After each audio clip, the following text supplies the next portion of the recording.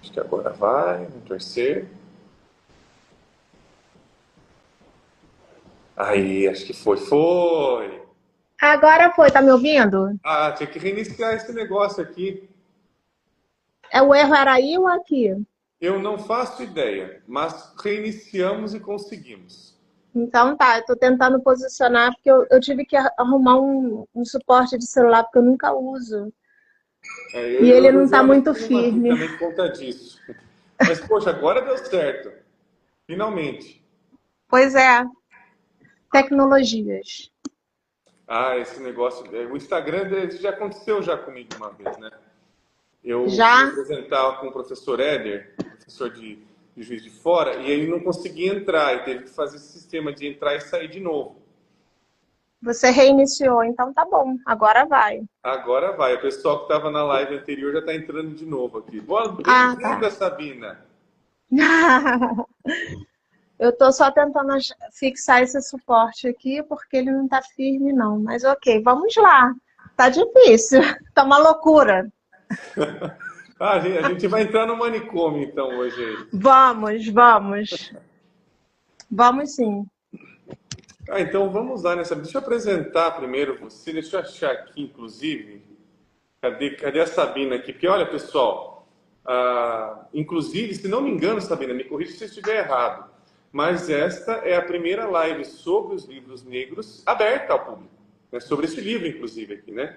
Que nós Sobre fizemos. o nosso livro, sim, mas Sobre sobre livros negros, fala hoje, sobre a obra sobre os livros negros, né? Verdade, faltou introduzir isso. é, do nosso livro, sim, vamos estrear agora. Então, perfeito, vamos estrear ela agora. Inclusive, deixa eu só É, achar você aqui no. Vou apresentar você aqui de acordo com o livro aqui. Mas antes, pessoal, deixa eu só apresentar um pouco a Sabina. Sabina, eu tive a honra de conhecê-la no simpósio do Instituto Jungiano do Rio de Janeiro. A Sabina foi um dos trabalhos que mais me surpreendeu em relação à qualidade e à profundidade. Todos os trabalhos foram excelentes, mas o cuidado que a Sabina teve em relação à temática dela me surpreendeu muito. Eu já sabia que a Sabina era muito boa, mas o conhecimento dela. Eu vou puxar seu saco sim, porque eu gostei do seu trabalho. Você vai ficar escutando um pouquinho sim.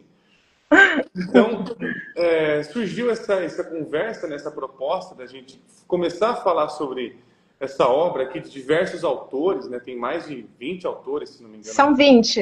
São Com 20 autores nós, são exatamente. 20. Sendo que dos 20 autores, 3 são os organizadores, né? Exatamente. E a Sabina é uma das organizadoras do livro. Ela está junto com a Heloísa Long e o professor Walter Boechat. E se não me engano, Sabina, essa é a primeira obra sobre os livros negros que é pioneira mundial, não é, Sabina? É, quando nós tivemos a nossa primeira reunião com a editora Vozes, né? A Aline dos Santos, inclusive, ela está nos agradecimentos, porque ela foi assim uma pessoa muito favorável ao projeto, ela abraçou a ideia desde o início e ela nos ajudou em tudo, né? E Uhum. ela disse que fez a pesquisa, inclusive em alguns outros idiomas, se eu não me engano, ela pesquisou se tinha alguma coisa em inglês, espanhol, talvez, eu não me lembro se ela chegou no francês. Em alemão, acho que ela não fala, não. Eu não sei se ela estiver assistindo, perdão, Aline, mas ela disse que pesquisou, sim, internacionalmente e não tinha encontrado ainda livro, né? Não sei se tese ou artigo, né? Então, a gente quis correr por conta da data, né, dos 150 anos de Jung, Sim. né? E nós já tínhamos a pesquisa em andamento, a gente só precisava registrar, né? Então nós fizemos esse esforço, né? Foi um livro, não foi tão corrido assim, mas nós quisemos agilizar, na verdade, né? Para que ele saísse em tempo de celebrar o nascimento, os 150 anos de nascimento do Jung. E Uhum. aí o ineditismo também, né? Então acho que agora é definitivo, o livro está aqui, né? E é uma importância essa obra aqui, porque tem vários livros, né, sobre o Liber Novus, né, o livro vermelho, mas sobre os livros negros. Eu também andei uma pesquisada, né, em Google, né, minha pesquisa foi em Google e tudo mais. É, E livros sobre os livros negros eu também não achei nenhum. Tem alemão, na época também eu tinha pesquisado, né? Porque eu acho que quando a gente iniciou o projeto para a gente começar a escrever um capítulo para este livro, também não tinha achado nada correspondente. Mas vamos lá, vamos então conversar um pouco sobre essa importância dessa obra que nós temos aqui em mãos. E pessoal, quem é a Sabina? Sabina Vanderlei. Sabina Vanderlei é psicóloga e supervisora clínica, pós-graduada em Psicologia Junguiana pelo IBMR, pelo Instituto Junguiano do Rio de Janeiro, mestre em Filosofia Contemporânea pela Universidade Estadual do Rio de Janeiro, coorganizadora e coautora do livro Leituras de Zaratustra, coautora do livro Assim Falam Nietzsche e Jung, supervisora e docente do projeto Clínica Social Jung Brasil, do Instituto Olhos da Alma Sã, e é docente em cursos de pós-graduação, né, e, inclusive, é coautora e coorganizadora deste livro que está aqui em mãos nossos, né, Os Livros Negros de C.G. Jung e a Descoberta da Alma. E a nossa proposta aqui é da gente fazer um crossover, da gente fazer aqui uma troca, né, porque eu li o seu capítulo e você leu o meu, né? Tanto é que a proposta hoje aqui do nosso encontro é falar sobre a loucura mítica.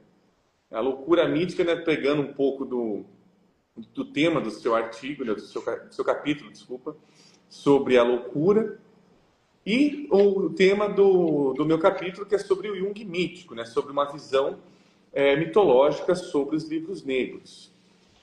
Então, eu acho que, primeiramente, Sabina, faça as honras, seja muito bem-vinda, pode apresentar o seu projeto, inclusive, como surgiu esta ideia. Claro, eu já sei que você é uma amantezinha de Nietzsche, então não precisa ir muito longe. Não. Mas o que chegou para você de ver a importância de trazer a loucura como uma temática para que ela seja observada, uma lente para ser observada sobre os livros negros do Jung? Essa obra que a gente já mostrou um pouco da importância dela aqui.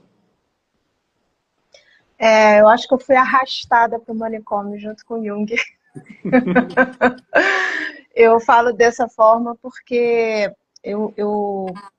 no nosso grupo de pesquisa, né, que o Rhodes também está, né, a gente está com um grupo bem grande, nós lemos os livros negros juntos, né, a gente lê registro a registro, debatemos, fazemos a imaginação ativa e nós fazemos também a matriz do sonhar social, que para quem foi no simpósio aqui no Rio, pôde conhecer.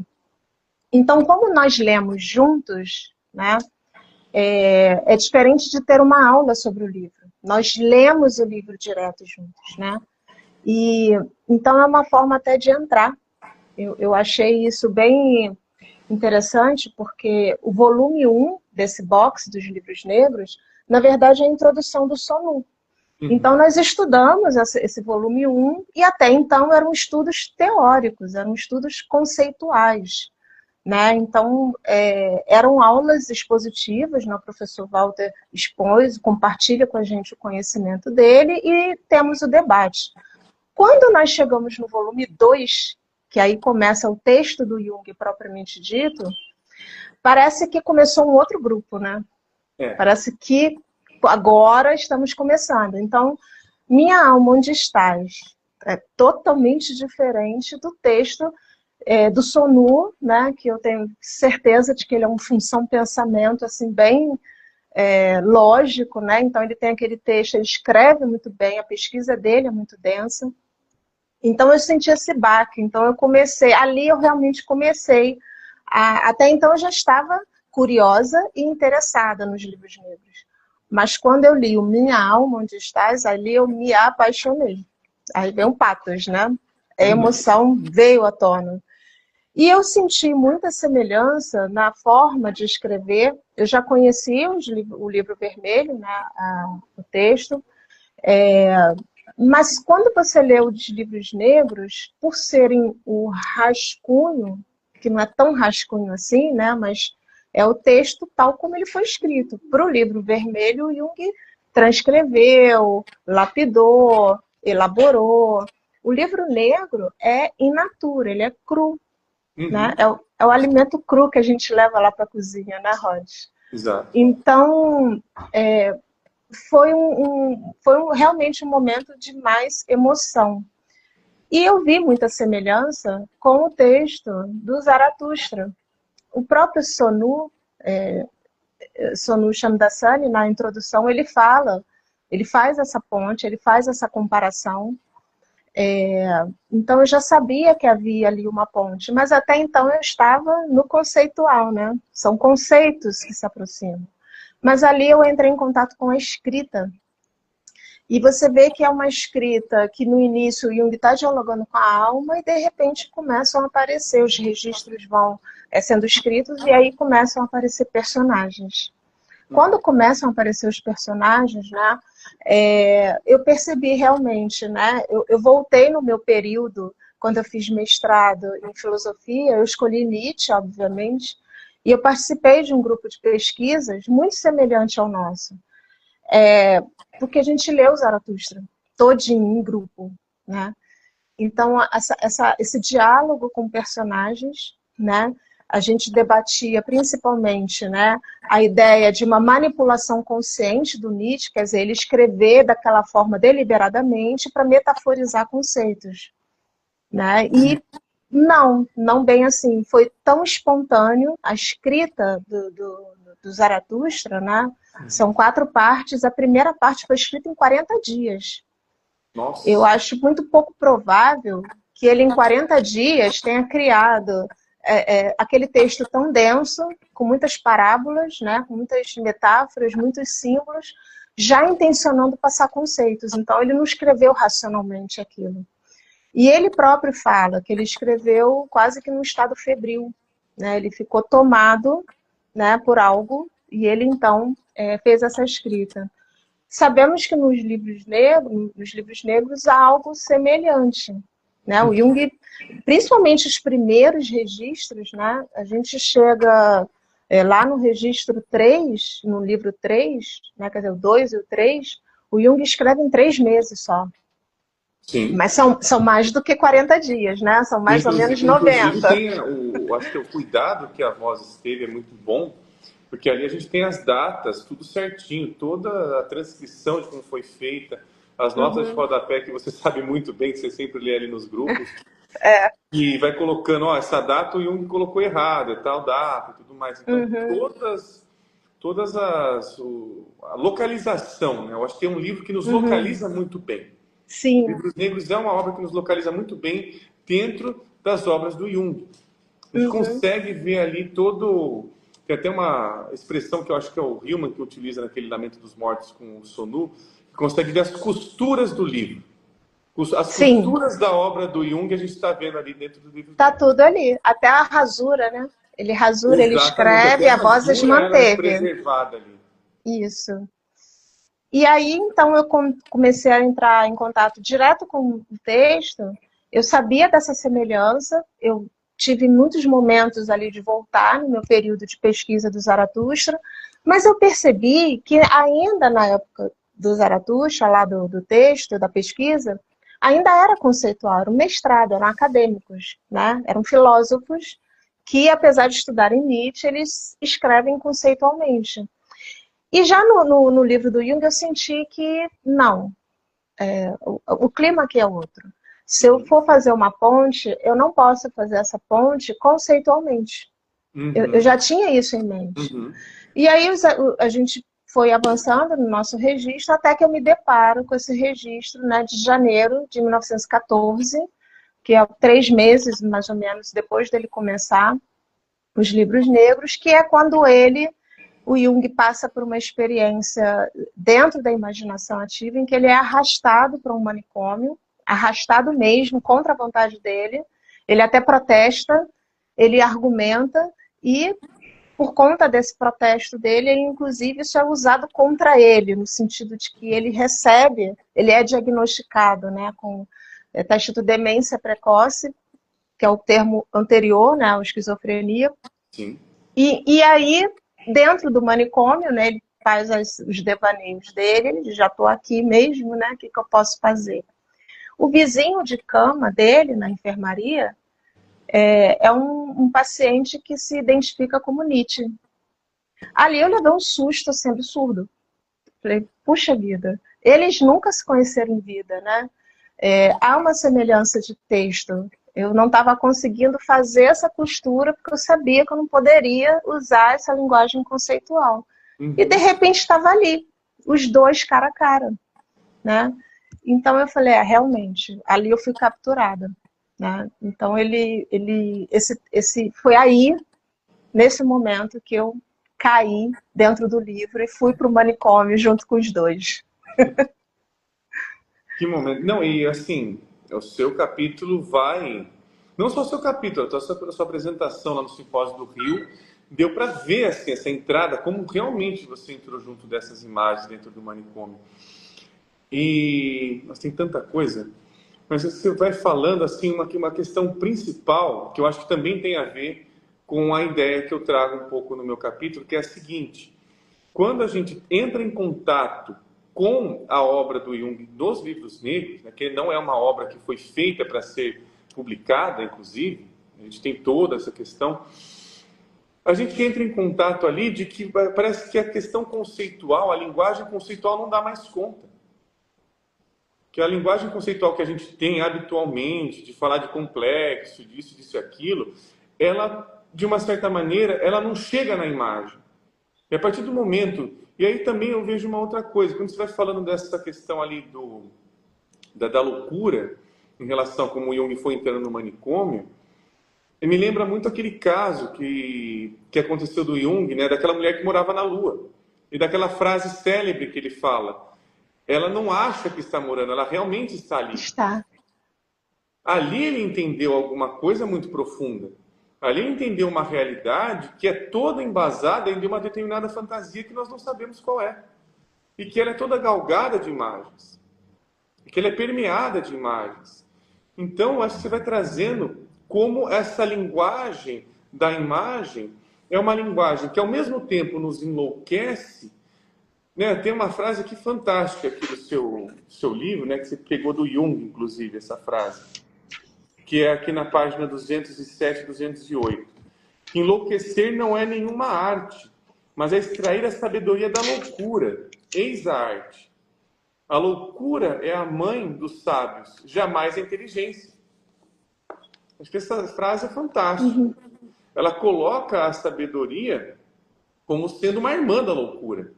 Ou seja, se eu tentar retirar a loucura de campo, o que eu estou perdendo, na verdade, é toda uma sabedoria envolvida com relação a isso. E o Jung, ele entra nesse campo. Tanto é que ele contesta, ele conversa com a alma. E é uma pergunta, talvez, devera perigosa, né? O que a alma quer? Ó, alma, o que tu queres de mim? É perguntar para ela, porque ela leva.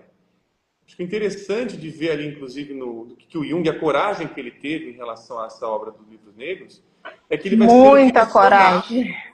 Muita coragem, porque ele faz uma pergunta para a alma vai responder. Você quer ver? Deixa eu te levar para cá. Então ele vai sofrendo todas essas... a forma como as imagens neles vão sendo vivenciadas. Né? Me lembrou muito, só um parêntese, pode continuar à vontade depois de falar. Mas assim, me lembrou muito essa parte que você foi comentando, aquele livro A Morte de Ivan Illich. Porque chega no momento em que o Ivan Illich, né, o personagem do Tolstói, ele entra em contato com a morte e ele começa a perceber que ele começa a ser tratado da mesma maneira como ele tratava as pessoas. E aí eu vejo o Jung recebendo um diagnóstico, sendo ele o psiquiatra na vida, mas na alma ele não.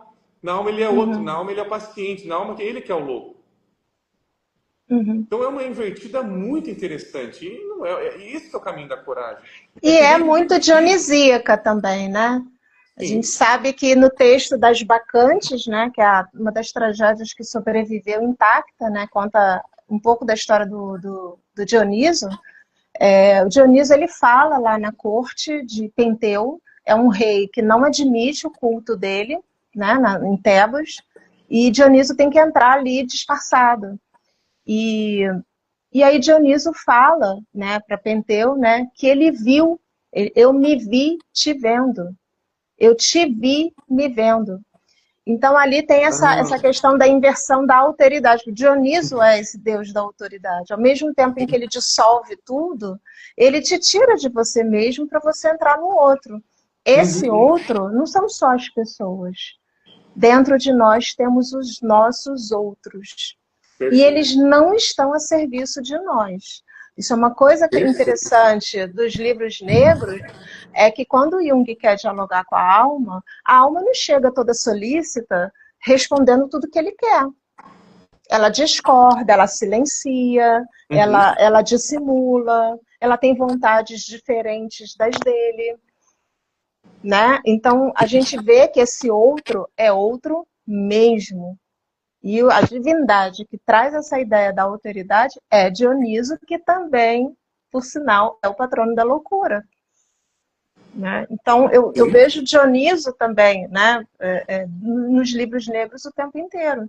É como se cada registro, cada imaginação ativa fosse um estado de embriaguez dionisíaca, né, em que ele retorna ali transformado. E também uma outra proposta, né? Se a gente for pensar até nessa questão do Dionísio, a forma, o Dionísio é o deus do teatro, né? O Dionísio também é esse deus da tragódia, né? Do canto do bode. Uhum. Então, se a gente for falar, inclusive, da palavra interpretação, para Dionísio não é o que nós fazemos na clínica, de falar, olha, o que você está falando aqui é um complexo materno, que essa interpretação que nós conhecemos. Aqui a interpretação é, você vai entrar nessa cena. Ah, é? Essa cena que você está trazendo, então entra nela. Quem sabe faz ao vivo. Exatamente. Então a interpretação é uma interpretação desse cunho teatral. Então vai para o palco. Então vai ser Uhum. esse personagem que você está trazendo para cá também. Vai ver o sofrimento dele. E agora nós temos perguntas, Sabina. Eu acho que essa pergunta você vai responder muito bem. Então, deixa eu dar boa noite aqui para a Gleide, que chegou aqui conosco, o pessoal que está chegando. Tem uma pergunta. Núcleo Regina. Olá, Regina Nora. Regina Nora. Regina Nora, que achei. Que para mim tá tudo juntinho, as letras não conseguiu ver. Aqui ela perguntando: Jung não foi internado como paciente, mas trabalhou como médico em hospitais psiquiátricos como os do Horsley, onde conheceu casos graves de esquizofrenia e psicose, correto? Correto. Mas aí a Sabina vai dar continuidade, Sabina, porque eu sei que essa daí você sabe muito bem. Inclusive tem no seu capítulo isso. Tem, tem. O que é mais peculiar, e foi outra coisa que me capturou nesse registro, é que quando eu vi que ele estava sendo arrastado para o manicômio, eu pensei, nossa, é um psiquiatra, Sim. né? Então, assim, ali foi um dos registros que me trouxe de forma muito viva esse despojo do eu, né? Ele despojar-se de si e realmente mergulhar nesse inconsciente. Então há essa inversão. Eu não sei se o Jung arrastou algum paciente para o hospital. Eu acredito que não, não sei. Talvez não fosse o feitio dele. Mas sim, até esse registro, até essa imaginação ativa, tudo que ele sabia de hospitais psiquiátricos eram locais de trabalho para ele como médico. Sim. Era um trabalho é um local de trabalho que, inclusive, né, se a gente for pegar nos primeiros escritos do Jung, era um trabalho de intelectualização. Ele vai lá, começa Uhum, a fazer vários artigos, que depois viraram livros, que são os primeiros livros da obra completa do Jung, que são trabalhos mais intelectuais.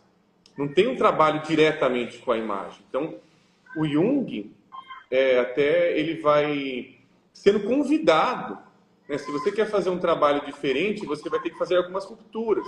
Porque a ruptura com Freud também é esse tipo de ruptura.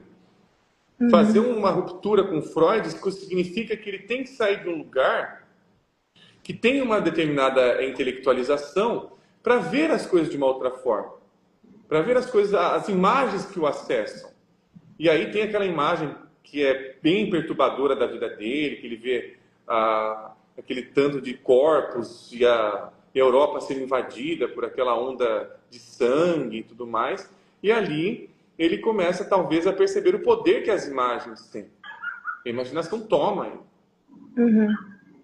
E aí, mas ao mesmo tempo que é interessante, também eu acho que essa foi uma percepção, e é isso que traz a coragem do Jung, que é o seguinte: o que realmente tem a capacidade de nos transformar são as imagens. Sim. Em outras palavras, né, tem até a questão mítica, trazendo agora para uma conversa mítica, ah, os gregos, não só eles, né, mas usando eles como uma referência base da nossa cultura ocidental, mas os gregos antigos, né, os politeístas, entendiam que a base da metamorfose eram os deuses.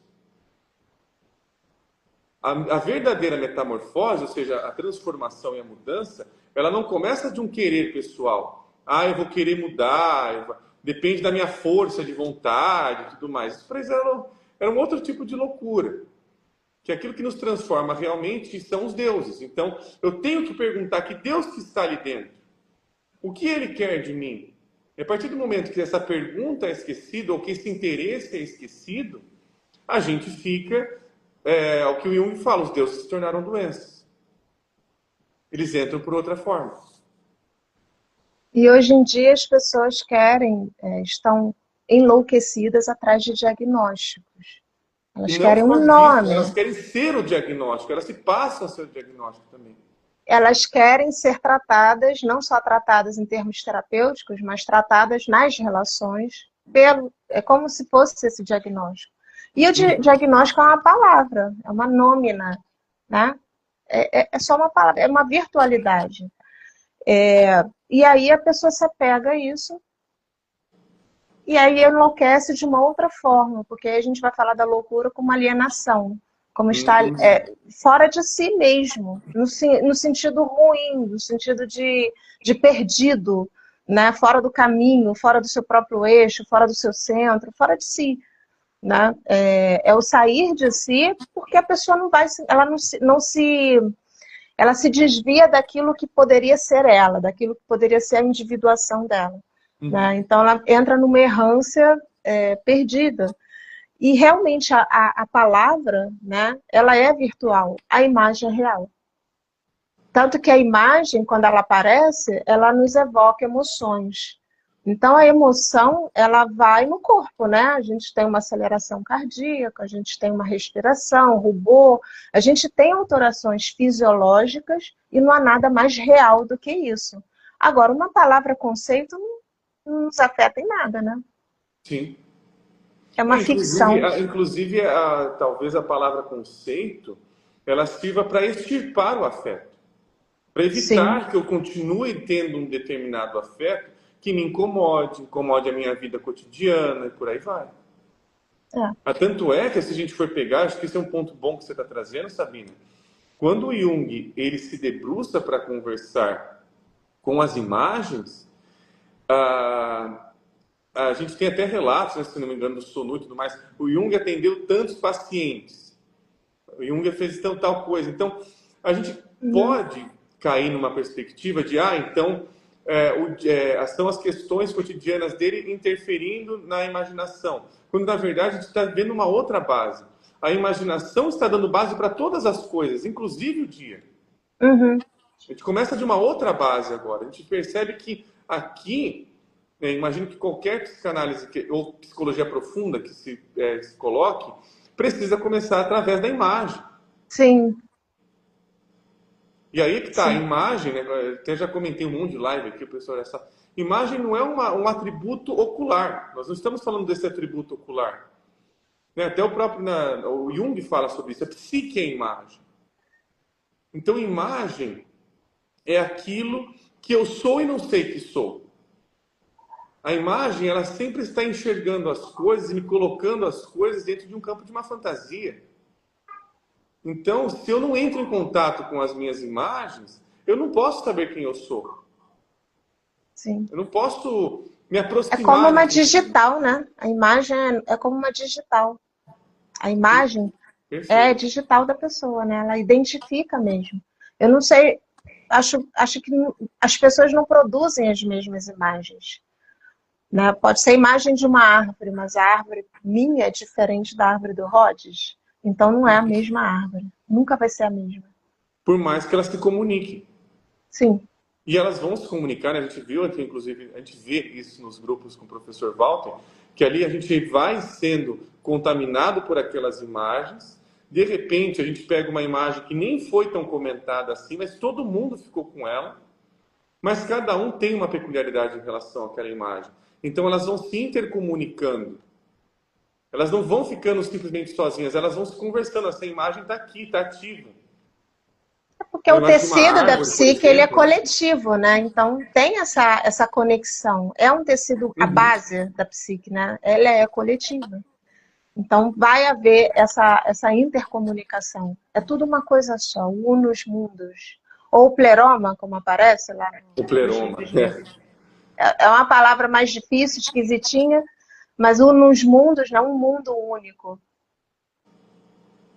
E é uma coisa assim, que são mundos interconectados. Eu acho que esse é um ponto de não existe uma coisa só que todas elas se conectam a essa. Esta coisa está conectada com outras subjetividades, peculiaridades, outros mundos também. Uhum. Nada gira em torno apenas de um mundo. Tem todo um universo ali. Agora tem uma pergunta que da Regina novamente, Sabina. No livro negro, nos livros negros, né, na verdade, aí no caso, o diálogo de Jung com a alma é imaginação ativa ou experiência real? Eu acho que ela está trazendo real no sentido de que foi alguma coisa ali que ele vivenciou e estaria simbolizando. Nesse sentido, eu acho que foi nesse sentido que ela comentou. Meu lado provocativo, né? Não tem diferença entre uma coisa e outra que você perguntou. É imaginação ativa e é real.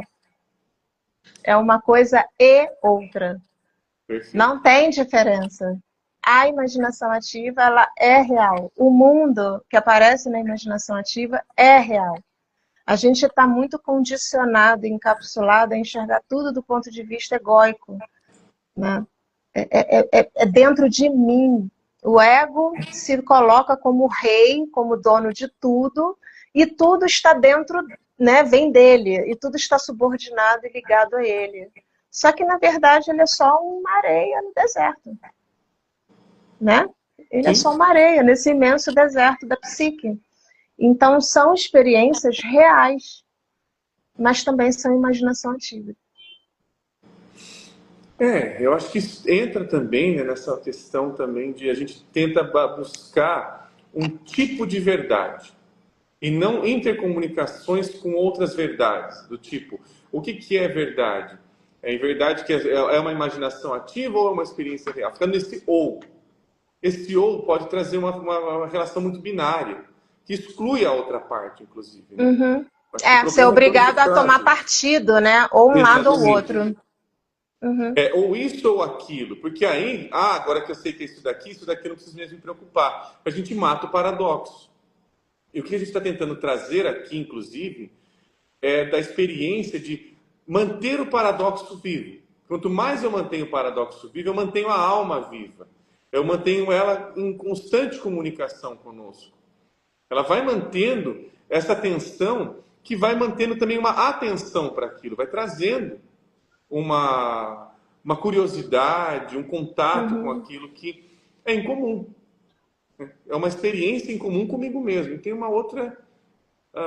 Eu queria só fazer um comentário Fique ainda à vontade, Sabina, que eu sobre a não fiz pergunta da significado. imagem, sobre a imagem. Acho que é muito bom frisar aqui por que é importante ler os livros negros de Jung.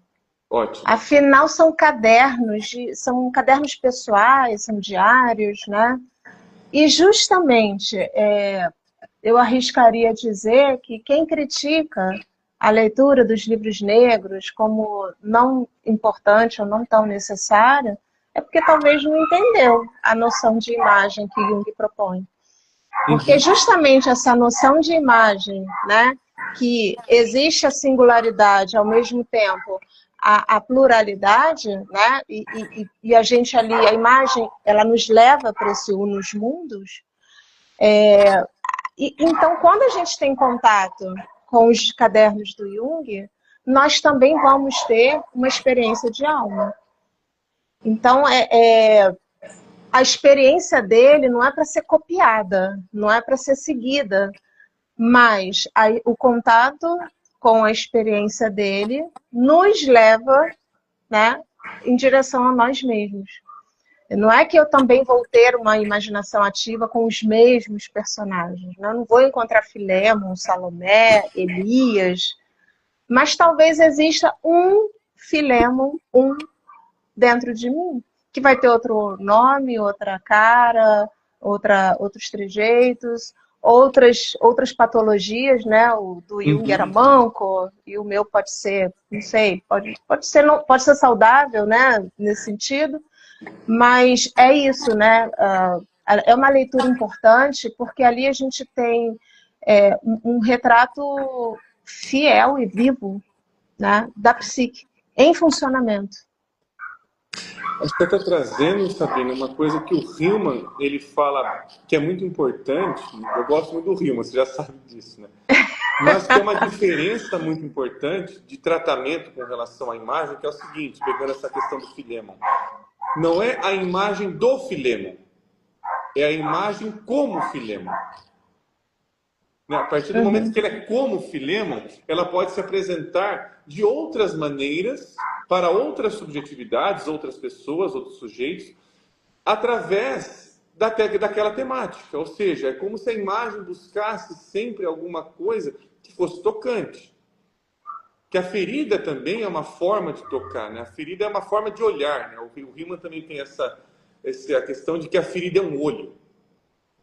Ou seja, a partir de uma ferida, a gente abre um canal para olhar as coisas e sentir e ser atravessados por elas de alguma maneira.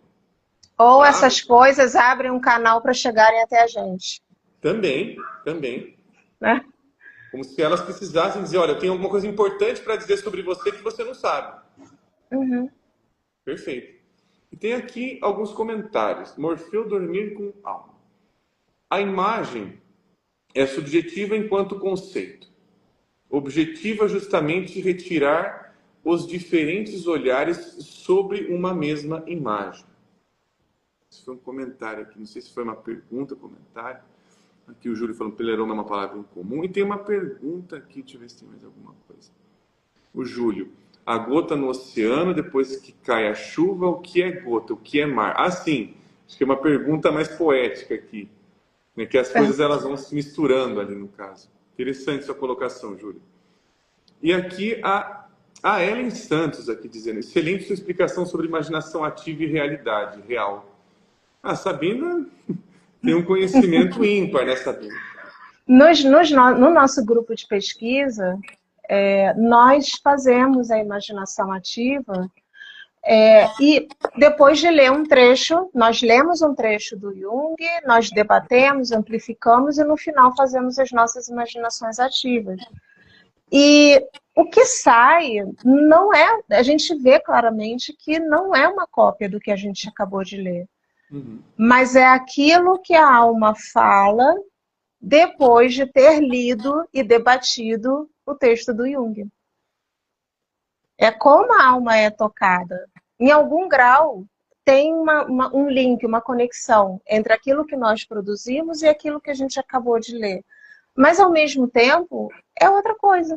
A gente quando a gente entra na realidade da alma, a gente precisa se habituar com o pensamento paradoxal, o pensamento da complexidade. É isso, mas também é aquilo outro.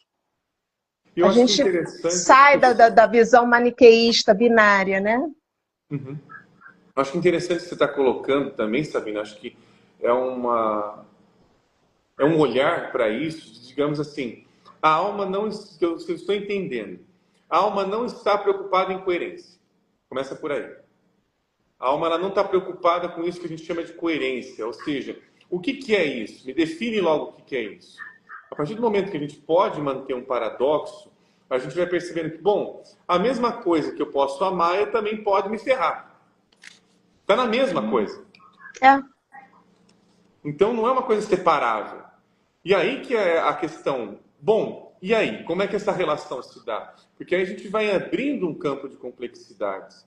Tem uma outra frase aqui do seu livro, do seu capítulo, que eu acho ela formidável aqui em relação a essa questão, inclusive do Dionísio. Acho que é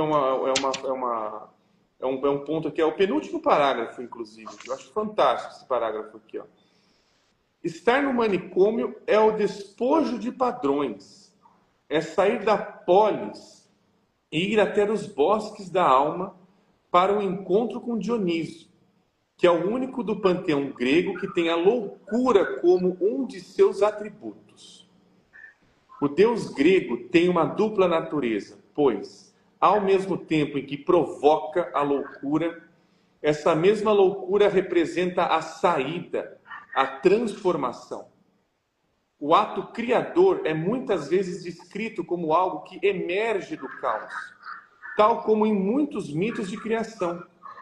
No entanto, a loucura dionisíaca não necessariamente culmina num mundo lógico e ordenado. Ela é uma experiência vital, a partir do qual se produz um renascimento psíquico, uma nova consciência. Eu achei fantástico. Se você puder comentar um pouquinho, Sabina, porque esse aqui é um pensamento que quebra um pouco essa lógica, até mais cartesiana, que nós temos em relação, principalmente também, se a gente for trazer um pouco até para o âmbito clínico, de buscar uma resposta que extermine, que me direcione logo para o que eu quero fazer, o que eu preciso fazer em relação a mim. Realmente, eu ia puxar a clínica porque as pessoas chegam com diferentes graus de sofrimento, né, de adoecimento, e elas almejam esse caos, esse mundo ordenado. Elas querem sair do caos. Sim. E elas ficam direcionando suas vidas, criando esperanças de que vai chegar um momento em que eu vou organizar tudo, vai ficar tudo arrumadinho, vai ficar tudo nos seus devidos lugares, e o caos não vai mais me engolir, me derrubar. Né? Essa é a grande expectativa. Então, isso é um resultado de um condicionamento, né? Porque esse mundo ordenado, ele até existe, mas não como definitivo. O que existe, na verdade, aí eu volto para Nietzsche, né? Ele vai conceber a vida como um jogo de forças. Então, você tem a força do caos e você tem a força do mundo ordenado. E é um embate. Não tem paralisia, não tem estagnação. Esse movimento ele é incessante. Então, a gente vai se desorganizar, a gente se organiza, se desorganiza, se organiza. Se a gente estanca na organização ou na desorganização, a gente está indo para esses extremos, aí sim a gente cai no processo de adoecimento. Porque esse processo de adoecimento vai me lembrar que eu não estou no movimento, que eu não estou, inclusive, aceitando ou reconhecendo que há o outro lado. Eu pego a vida e saio da tridimensionalidade e fico tudo chapado, né? Fica tudo bidimensional, né? Bidimensional não, unilateral, na verdade. Fica bem chapado. Não tem nenhum verso, não tem um avesso. E esse avesso, ele fica nos assombrando. A gente não sai disso. É o looping, acho que a loucura que todos nós estamos vivendo é essa, né? É não reconhecer que tem esse outro lado. E o Dioniso, ele descortina esse outro lado, né? E se for possível, se for preciso, ele arrebenta, na verdade, né? Porque ele chega arrebentando. Sim, ele chega trazendo realmente uma outra consciência, né? E uma outra consciência, ela é deformadora. Mas eu vou pegar um ponto, vou ser provocador aqui um pouquinho, em relação a isso. Bom, vamos colocar no seguinte aspecto. Mesmo se a gente está pegando, inclusive, essa obra do Jung, vendo que há uma entrada, né, que ele entra na alma, e quando ele entra, não é uma experiência bonitinha, poxa, que legal, o Jung saiu de lá individuado naquele sentido de integrado, bonitinho, tal, como tem essa ideia de individuação ainda, né? Que a gente não, tem pessoas que esquecem que individuação... É fake news isso aí, é fake news. É fake news total, eu já vi várias vezes essa ideia sendo vendida aí, sendo comprada, né? Sendo bem comprada aí. Mas tem umas ideias ali, né, de que quando eu ficar individuado, eu não vou mais sofrer tanto e tudo mais e tal. Aí a gente vê, a gente adentra, se aprofunda nas obras dos livros negros do Jung e percebe que quando ele entra na alma, ele sofre. Aí a gente pergunta, tá, então para que eu vou entrar na alma? Ele sai de um sofrimento para outro, né? Exatamente. Então, qual que é, digamos assim, o interesse então, de entrar na alma? Ou quais os interesses, né? Poderia colocar isso de uma forma plural. Mas, digamos assim, se estamos aqui colocando que esta é uma necessidade vital, que ali eu vou encontrar um eu mesmo, ou algo sobre mim mesmo importante para mim, mas que isso também vai ser acarretar sofrimento, e essa importância de entrar na alma? Então a gente tem que começar talvez a pensar um pouquinho em relação a talvez nós estejamos dentro de uma época que esteja com o imaginário imbuído de que sofrer é algo que eu não posso acontecer jamais na minha vida. Né? Inclusive, por exemplo, a gente pensar no sofrimento de um artista. Um artista, ele tem o sofrimento de um artista, mas é isso que o torna artista. Uhum. É o que nos torna psicólogos. Tira o álcool do Raul Seixas para ver se saía alguma música. Não sei. Talvez Então, tivéssemos outras músicas ou um repertório menor. Seria um exemplo. Né? Eu acredito que a gente trocar um sofrimento pelo outro é uma boa pergunta. E o que me vem é, quando eu estou num sofrimento, existe um quê de estagnação. Estagnar no sofrimento é como que decretar que ele vai ser eterno, porque eu não estou me mexendo. uhum. Eu não estou dando nenhuma resposta absoluta, mas me faz pensar isso. A dor pode me levar ao movimento de buscar alguma coisa diferente do que eu estou vivendo. Outro ponto muito importante, o porquê eu devo estar na alma, o porquê que eu devo entrar na alma, eu perguntaria para a própria alma, direto. Será que eu devo? Porque eu já tive essa experiência. Eu já tive essa experiência. Excelente. Essa experiência clínica com uma determinada pessoa que estava naquele impasse. Está indo demais, eu não sei se eu estou interessada, eu não quero. E ficou bastante, né, um pouco hesitante. Então, vamos perguntar. O sonho veio e confirmou. Vá adiante. Você chegou no ponto, que essa é a questão ali. Você está colocando que o movimento imaginal é um movimento bastante vivo e ele vai falar nos termos dele. Então, a questão do sonho que você está trazendo, eu achei fantástico. E perguntar para a alma, ela vai trazer a resposta do jeito dela, da maneira dela.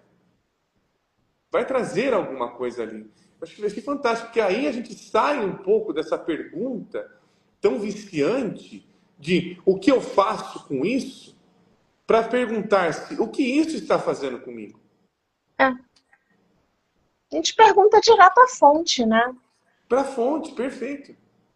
O estar na alma, eu ousaria e arriscaria dizer que também é um ato de fé na alma. Porque fé no sentido de que eu vou estar na alma, eu vou sofrer por estar na alma, mas eu vou adiante. É uma atitude religiosa. Sim, sim. Né? Algo me impulsiona a continuar, porque há algo ali adiante para mim. E eu só me entrego. Né?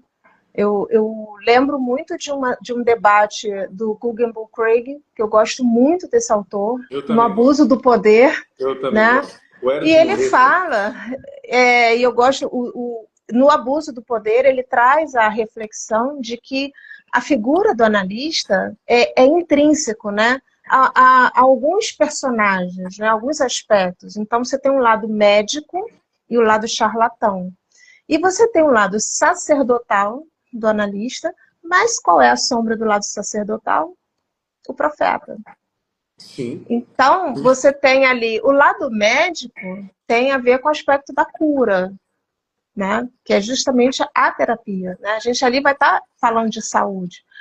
O oposto disso, que é o lado sombrio, é o charlatão. É aquele que promete coisas impossíveis, né? Que vai enganar, vai vender curas que não se sustentam.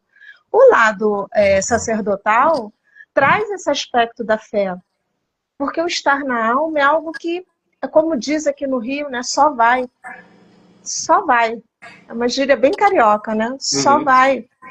Porque você sai daquela estagnação da sua dor, em que você não vê nada, você está numa aridez, está num deserto, não tem nada, e você vê um oásis. A alma aparece como esse oásis. Ou então ele vai aparecer como um cavalo manco ali perdido, né? Mas ela vai passar por você. E aí você pode ignorar ou seguir. Seguir, esse aceitar o chamado, né?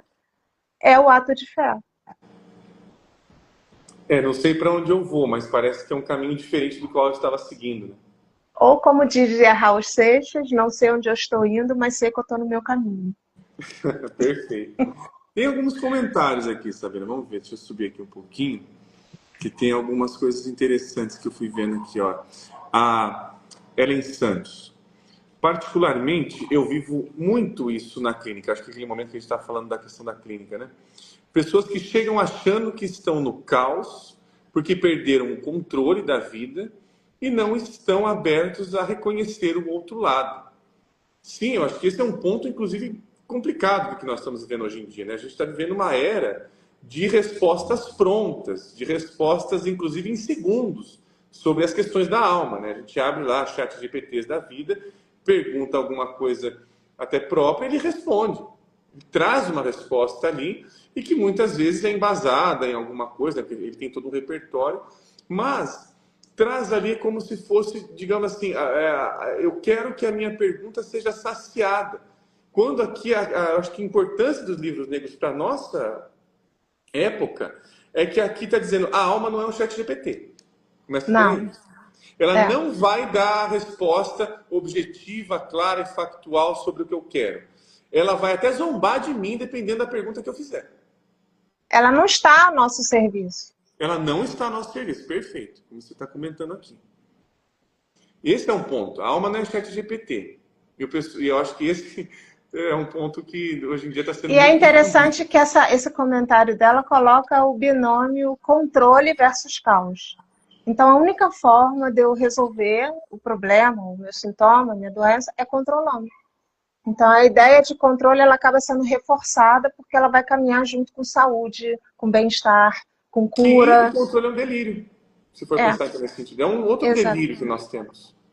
Achar É. que controlamos alguma coisa é um delírio. São os loucos que não se sabem loucos. Exato. A Nietzscheana aí. Aqui tem outro comentário do Júlio. Dionísio desliga o lobo frontal e chama para sentar na mesa. Por aí. Por aí mesmo. E aqui o Júlio novamente, ó. Como avisar as pessoas que a falta e dor é que geram movimento? A alma vai fazer isso, Júlio, que se eu não me engano. Não é que você não É. vai conseguir fazer esse aviso, não. Vai ser um Não, aviso de uma outra instância. É de um outro mesmo. mas a pergunta dele me traz uma nuance, uma sutileza, que é o analista não mostra nada para o paciente. Ótimo. Exatamente. Eu não vou mostrar nada para esse paciente. Se a alma não quer mostrar para ele, Eu não vou não, ensinar o que nada, né? não, porque aí a gente entra no abuso do poder do Guggenbuch Craig.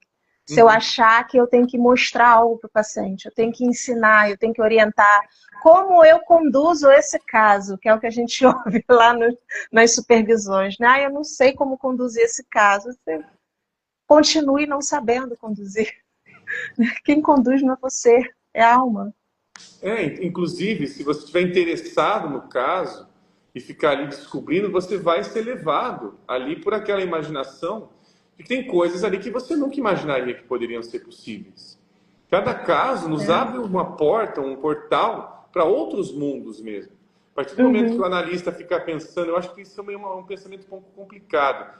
Puxa, esse caso tem tanto a ver com a minha vida. Começa por aí. Não que não tenha. O problema é começar que o analista às vezes acha que o caso está falando com ele. E na verdade o caso está buscando algo dele. É, Buscando acessar o imaginal dele. A partir do momento que, eu preciso talvez ver esse caso na minha vida e tudo mais, a gente fica talvez com excesso de subjetivismo, de orientações. Buscar sempre ser bem orientados, quando na verdade a gente tem que, talvez para encontrar alma, ser desorientados, como você está comentando a questão do Dionísio. Trazer um pouco desse caos aqui, inclusive agora surgiu outro comentário da Regina.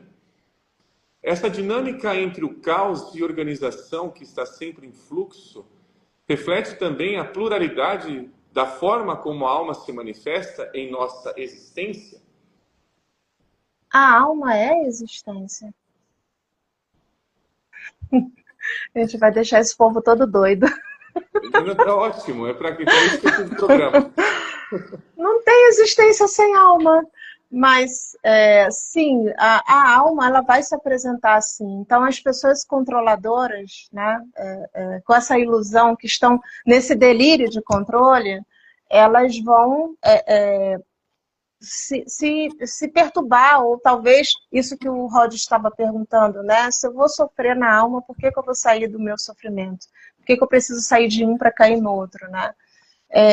A princípio, para sair desse delírio, né? Desse estado delirante de que eu posso controlar as coisas, de que eu posso ter uma resposta definitiva, né? Uma solução que seja definitiva, que há um ponto final de chegar. Inclusive, no seu texto, Rhodes, eu destaquei isso, né? Que é o self, o si mesmo, ele não é o ponto de chegada. E as pessoas colocam como alvo. Eu vou direcionar tudo para ali. E aí eu vou chegando perto, eu começo a ficar inflado, porque eu estou chegando perto. Eu estou tendo vivências de self. Então eu estou me iluminando. A pessoa entra num estado de inflação, na verdade. Porque eu estou chegando perto daquilo que disseram para mim, ou que eu entendi como fim. Não tem fim. Sim. Sim, eu acho que a loucura é nós acharmos, inclusive, que a individuação é uma finalidade. Quando, na verdade, a individuação, ela traz a possibilidade de você encontrar o mundo através de caminhos. Não através de caminho. Qual é o meu caminho? Nós estamos, acho que, talvez muito viciados em tirar a pluralidade das palavras. O Jung fala, né? O meu caminho é um descaminho para você. É um descaminho perfeito. E precisa ser um descaminho, porque senão a gente vai se tornar igual demais, homogeneizado demais. Tem até aquele livro fantástico, né, A Alma Imoral, que tem aquela pergunta lá, né? Súcia, por que não foste súcia? Que é o medo dele, chegar ali e perguntar para Deus. Por que não foste súcia? Então, acho que também essa é uma outra alternativa para entendermos, para tentarmos ali nos interessar por esse chamado da alma. Se eu não vou para a alma, eu estou fazendo o que aqui? Eu recebi um nome, eu recebi alguém, eu recebi uma singularidade e eu joguei ela fora. Eu servi ela a um sistema. Puxa, eu tinha tanta vontade de fazer isso e aquilo. Por exemplo, eu vejo uma das obras da Wisława. Wisława é uma poetisa polonesa, Prêmio Nobel de Literatura em 1996. Ela traz assim, é uma loucura as pessoas acharem que elas têm que cortar um caminho de, sei lá, ela ser médica e aí eu vou virar poeta. Agora eu vou, para ser poeta, eu tenho que cortar o meu caminho de ser médico. Eu falo, não, isso é loucura que vocês estão pensando. Quantos e quantos autores foram só reconhecidos depois da vida deles, em relação à alma deles? O próprio Franz Kafka é um exemplo. E que eles não foram esse literato, eles viveram de uma outra forma. Ninguém talvez conheça bem a obra, sei lá, do direito de Kafka, se ele escreveu alguma coisa interessante. Mas sabe que Kafka escreveu Metamorfose. Por quê? Porque tem um momento da alma aparecer que não pertence à vida.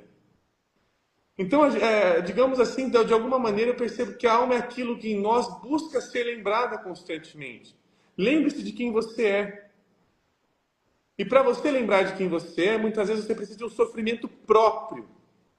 De que alguma coisa sua própria não está aparecendo dentro desse lugar, dentro dessa sua opinião, dentro dessa sua visão. Ela está sendo tolhida. E ela está tentando te avisar em relação a isso.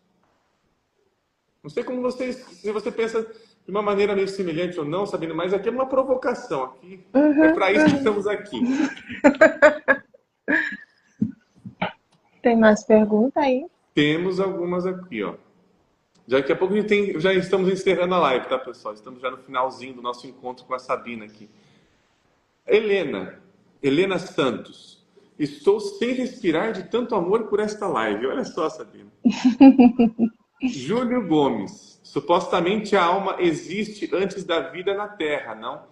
Tem a questão do daimon, né, que o pessoal fala, a ideia até dos arquétipos. Mas eu acho que a ideia principal, Júlio, que a Sabina também está trazendo em relação a isso, é que a alma não está se importando com a vida. Ela está se É, importando com o outro lado das coisas.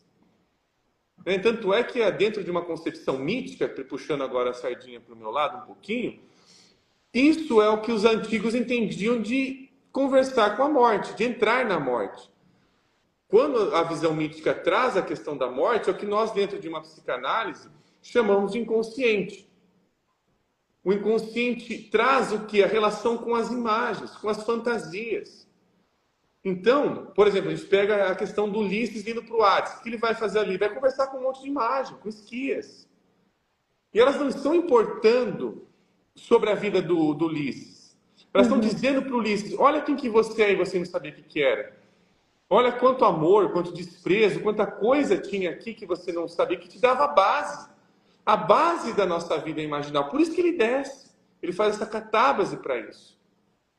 Então, a gente desce exatamente para ver quantas coisas nós somos, nós temos ao nosso redor, nos inspiram e a gente está jogando fora. Cotidianamente, inclusive. Por isso que o Jung é corajoso. Ele não se importou com esse movimento para a vida dele. O que isso vai me dar de dinheiro, de status e tudo mais. Ele não se importou com isso quando ele começou a fazer os diários dele de transformação.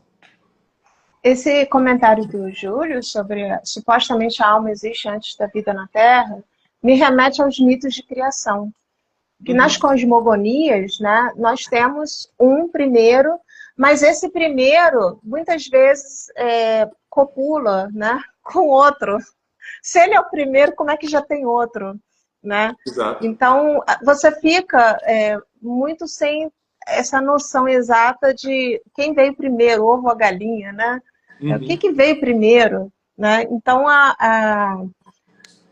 quando a gente entra no mundo da alma, talvez saber o início, quando foi, também não seja o mais importante. Perfeito. Perfeito. Né? Essa linearidade, a linearidade vai embora, né? A gente volta para uma fantasia materna também, né? De que no início, assim que as coisas eram, então eu tento voltar para lá para tentar um refúgio para alguma coisa que já me mudou, que já me transformou. A gente tenta negar essa transformação em nós. E até tem um comentário da Ellen Santos aqui, né? Estou chamando de Helena, mas é Ellen Santos. Desculpa aí, Ellen. Eu ainda acho difícil ajudar a pessoa a entender que ela pode encontrar, entre aspas, caminhos diferentes para seguir. Quando a pessoa tem a certeza que deveria seguir somente um. Aquela que ela sempre fez e deu certo. Eu vou só abrir essa questão também para a Sabina, mas assim, nem todas as pessoas estão abertas a conversar com a alma. A conversa com a alma, né? Se a gente for pegar, por exemplo, com o Jung, esse foi um movimento que ele deu vazão, que nós estamos aqui nos inspirando sobre esse movimento. Porém, se a pessoa coloca, não, na verdade isso tudo é balé, vocês estão falando, é tudo bem mentirinha, é tudo coisa para boi dormir, isso não faz efeito. Então a atitude também é importante para entrarmos na alma. Não só uma intelectualização, e principalmente a intelectualização pode ser uma defesa contra entrar na alma. Mas a atitude de entrar na alma é uma atitude de interesse.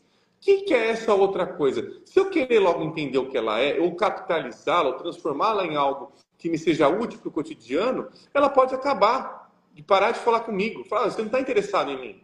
Você está interessado em você de novo. É mais de você de novo. Eu não estou aqui para falar de você.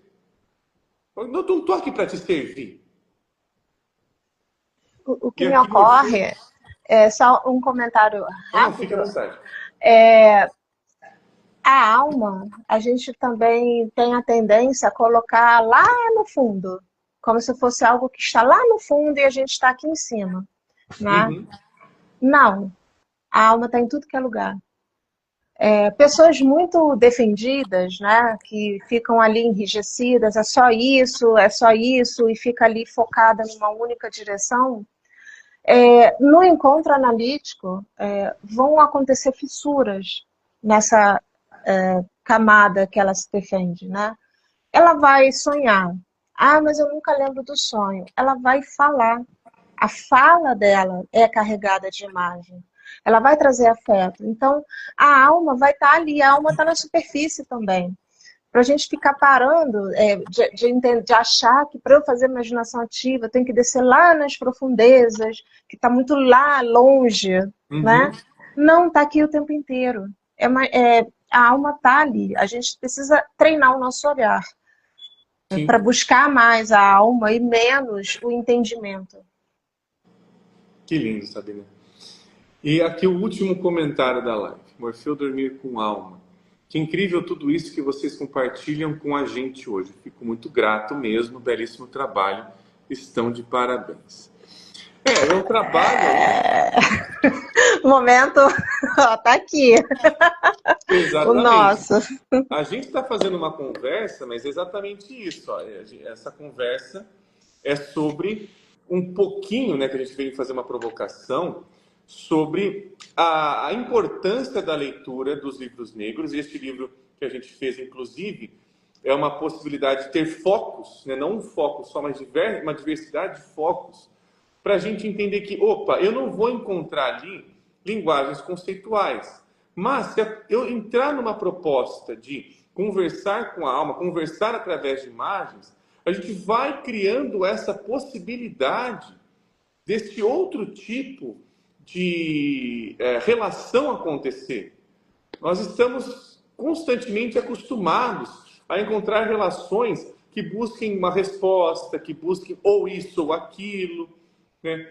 Diferenciações que exterminam possibilidades e não que agreguem paradoxos. E a gente está buscando aqui exatamente isso. Ó. Se vocês querem buscar, se a gente quer ter uma vida mais interessante, a gente tem que matar o menos possível dos paradoxos. Não dá uma de Édipo que mata a esfinge. E aqui a Ellen perguntando, onde encontra este livro? Sabina, faça as honras. Está na editora Vozes. O site... Você marcou no post dessa live o arroba da editora. Tem na Voz, tem na Amazon, tem um monte de lugares. Isso. Está em todas as livrarias. Agora eu já pesquisei, está em todas as livrarias. Se procurar, qualquer uma tem. Que bom. E agora ele está indo para Zurique, né? Vamos ter lá o Congresso Internacional dos 150 anos do nascimento de Jung, organizado pela IAAP, né? E o professor Walter está indo lá nos representando com alguns outros autores, e o livro vai estar lá também. Então, quem estiver na Europa pode comprar pela editora de Portugal, se eu não me engano, é Coimbra. Eu não sei qual que é. Eu posso depois colocar no comentário, eu vou catar esse nome, então quem está de fora... Fiquem à vontade. E pessoal, vou fazer nos finalmente. Primeiramente, agradecer imensamente a este encontro. Sabe? Que encontro gostoso, que conversa boa que nós tivemos aqui. Como eu falei para você, a sua apresentação e o seu capítulo me atingiram pessoalmente por motivos extras e tudo mais. Então, o elogio que eu faço ao seu trabalho e à sua profundidade também em relação a como você apresenta o tema e tudo que você está trazendo aqui é fantástico. Recomendo, pessoal, a leitura do capítulo da Sabina, dentro do livro aqui, para quem quiser. Ele está disponível na editora Vozes, tem um cupom de desconto aqui dentro das publicações da página do Freud. Que este capítulo que a Sabina escreveu chama-se Uma Vida Cheia de Insanidade. Reconhecer a loucura e saudá-la amigavelmente. Escrita por Sabina Vanderlei. A Sabina escreve outros capítulos também, né, Sabina? Mas esse capítulo aqui em especial é apenas dela. Ela escreveu, inclusive, junto com a Cris, né? Você escreveu um outro com a Cris, que ficou sobre Salomé. O meu capítulo nesse livro também é um capítulo só que eu escrevo, é sobre o Jung mítico.